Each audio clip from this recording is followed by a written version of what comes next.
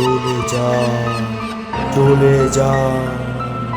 ও বাবারে, হ্যাঁ রে চিকু, তুই কি কিছু শুনতে পাচ্ছিস?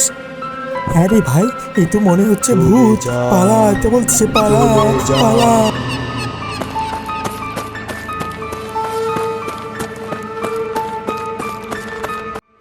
আরে চিকু মিকু, তোমরা এত হাঁপাচ্ছ কেন?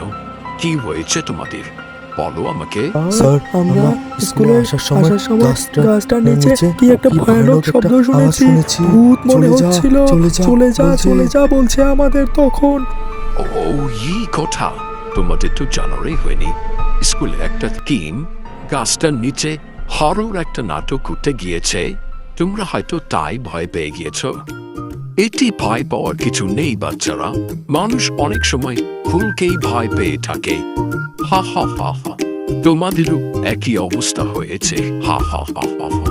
স্যার, আমিও নাটক করতে যাব। আহা কি মজা, আহা কি মজা। চলো চিকু, আমরাও নাটক করতে যাই। হ্যাঁ মিকু, ঠিক বলেছিস। স্যার, আপনি অনুমতি দিলে আমরা কি নাটক করতে পারি?